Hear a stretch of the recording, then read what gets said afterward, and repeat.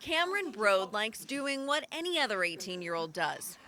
Hanging out at home playing video games, playing with the family dog, and holding down a part-time job.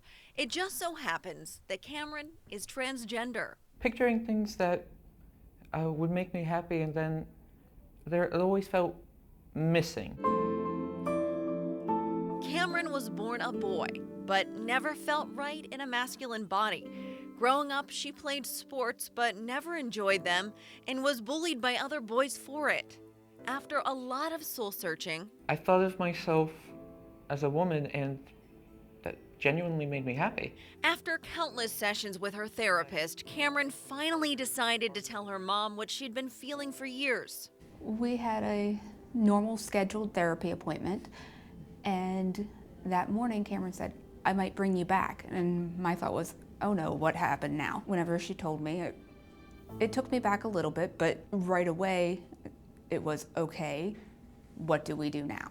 It wasn't shock or horror. It didn't matter to me what gender my child was before it was born. It doesn't matter to me now. What matters to me is Cameron happy? That's when the journey began, and Cameron found a home here at the Gender and Sexual Development Program at UPMC Children's Hospital. Any medications? Spironolactone and estrogen.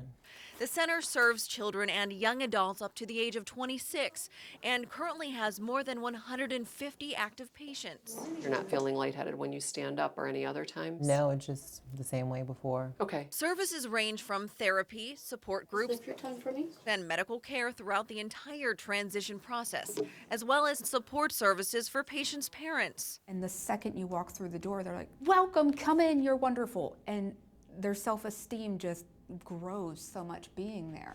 Cameron has been on hormones for about 4 months now and eventually plans on having reconstructive surgery. Some people feel like unless someone has had genital reconstruction, they're not really trans, and that's not the case at all.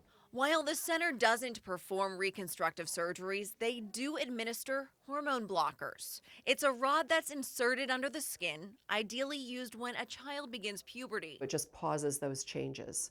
So kids aren't growing breasts. They don't have facial hair growing. They don't have vocal cords thickening and lengthening. In addition to helping with the physical transformation, the center also focuses heavily on the mental part of transitioning. This is actually something that I do that I feel like is saving a life, because the suicide rate in young people is as high as 40%. Dr. Sherry Priyadar says emotional support is key. They have really linked a lot of the suicidal thoughts and suicidal attempts to the stigma and to being discriminated against. 17-year-old Ty Ringgold says she started thinking about suicide in middle school before finding the center. And I feel like if I would have waited longer, I would have been more unhappy and maybe not even here. Ty has been on hormones for the past 7 months and is scheduled for her reconstructive surgery this summer. She says she's always been confident, although she admits going back to school last fall as a girl wasn't easy at first. But she says she's doing what makes her happy, regardless of what others think. I have known this forever. My dreams, even when I was younger, I just seen myself as a girl. I didn't see myself as the little boy that I seen in the mirror. As for Cameron, she says she's ready for the next chapter as a woman. Emotionally, I'm already there, but I just want to be further in, and that helps so that I can feel more complete with who I feel I'm meant to be. All right, I think I'm good. Amy Wattis, KDKA TV News.